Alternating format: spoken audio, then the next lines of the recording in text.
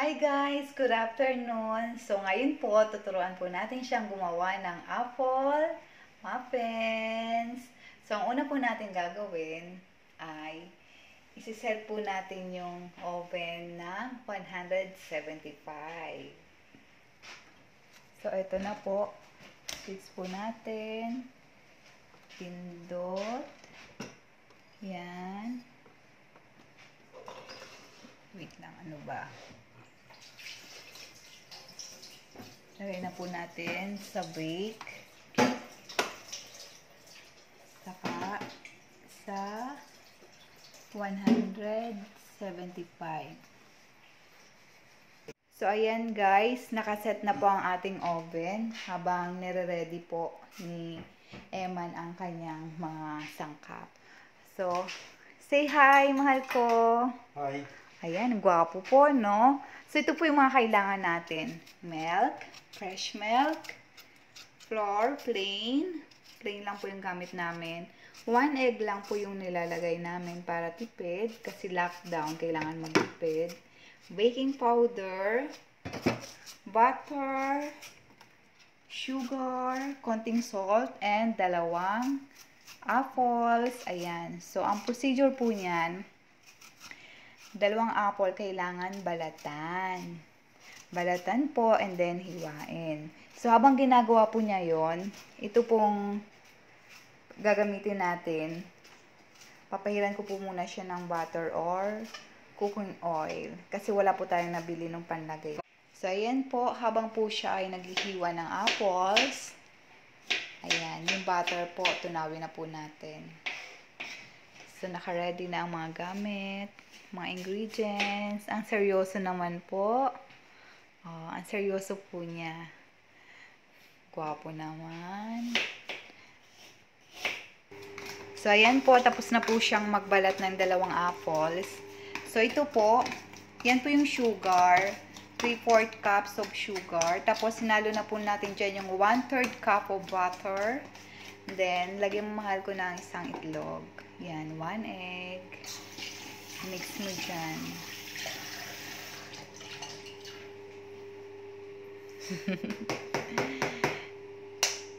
Ayan. Mix mo lang siya. Ayaw po matanggal. Ayan. Mix mo.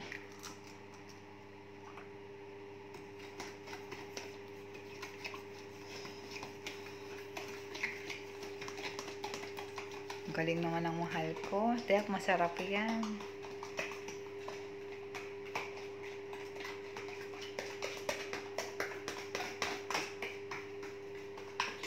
Bakit isa lang ba ito? Isa lang para tipid.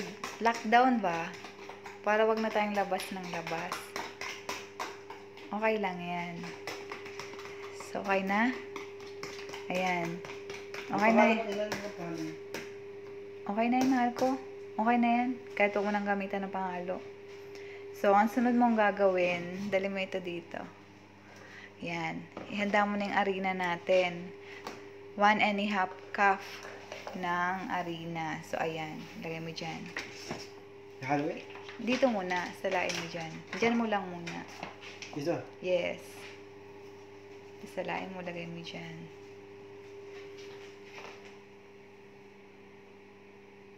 Puno ito? Yes. Kasi 1 cup yan. Lagay mo na. Sunod ito naman. Ito yung 1/2. Para sukat na sukat. Assistant. Assistant talaga. Mahal bayad ng assistant. Magbaga naman eh. Ayan. Salain mo na, mahal ko.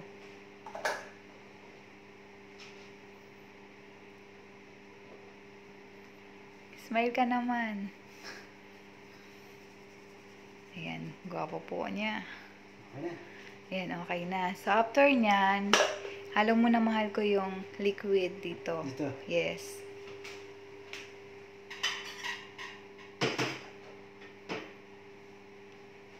Smile ka naman. Yan. Kailangan halong-halo dyan, ha. Saka, lagyan mo ng 1/3 cup of milk. Natin. Yes. Pwede na dyan. Yan.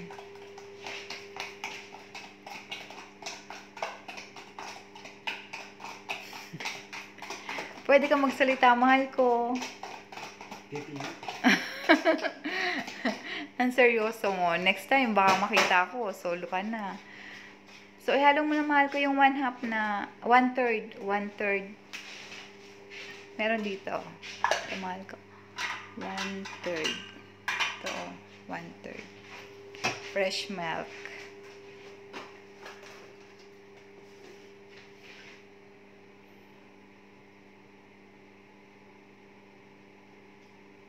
Okay na? Very good. Okay na yan. Wala nang ibang ilalagay dyan, mahal ko. Panalo ko yung isa? Hindi, yan na lang. Mahirap kasi matanggal doon yung arena. Pwede rin naman kung gusto mo. Mas gusto ko kasi yan. Doon kasi masyadong dikit yung mga sangkap. Nakalimutan nating ihalo sa arena yung baking powder. Lagyan mo na, mahal ko. 1 tablespoon. Sa konting asin.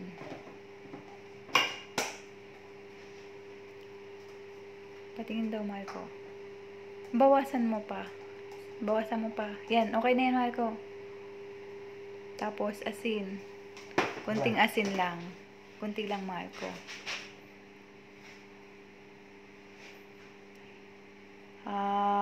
Bawasan mo ng konti.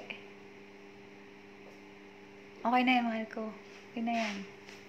Yes, and then, pakihalo ng maayos. Halong-halo. Pag okay na yung pagkahalo, pwede mo nang i-mix yung apples. And then, pwede mo nang ilagay dito para mailagay na natin sa oven.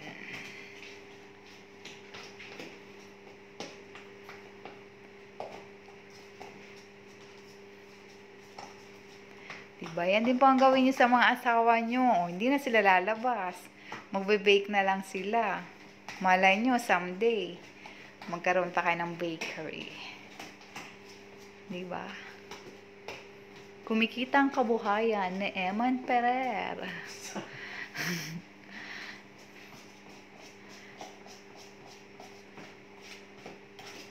Ayan, tinidor na lang po yung pinagamit ko kasi yung pang mix.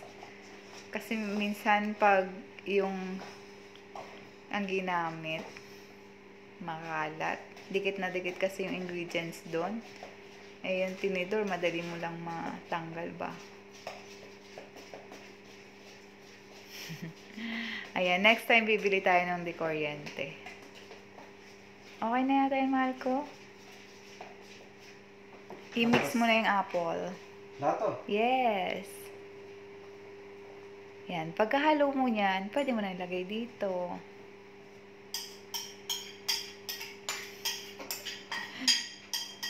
Chef, smile! Guwapo.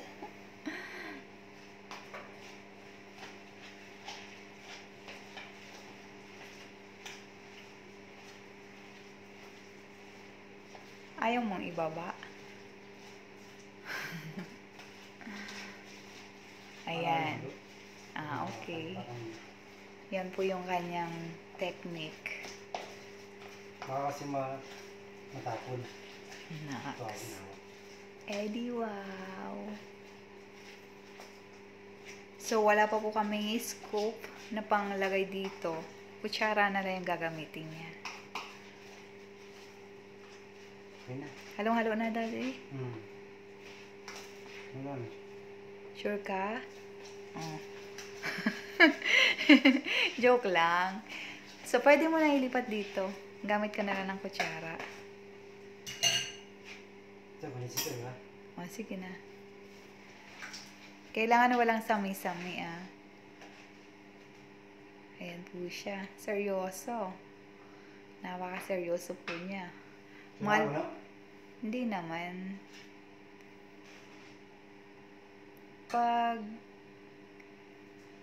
Pag sobra yan, pwede mo yan dagdagan mamaya. Pagka-siya mo yan dyan lahat. So, ayan po. Someday, magiging kumikita ang kabuhayan ni Eman Ferrer. San ka pa? Huwag ka pumaniwala dyan. Gwapo na. Magaling pang magluto. Diba? Ayan. Wala ka pang sasabihin sa mga viewers? Wala. Pag sobra yan dyan, dagdagan mo yung mga nakalagay. Parang nagmamadali ka. May date ka? Yan. Malang bayad sa akin.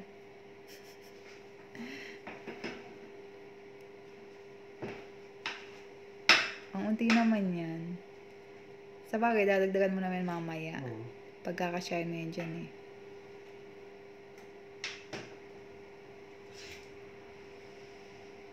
Parang ang sarap naman kahit ikaw pa. Ayan po.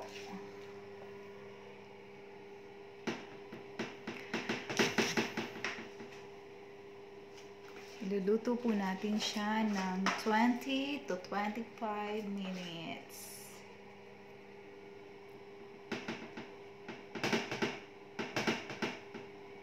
Baka dyan naman mapadami.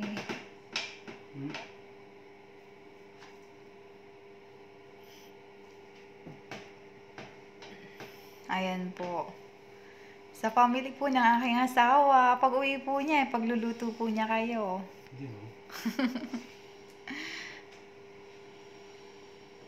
Ayan, naka-apron pa po yan. Ayan, tama na yan. Sa iba naman.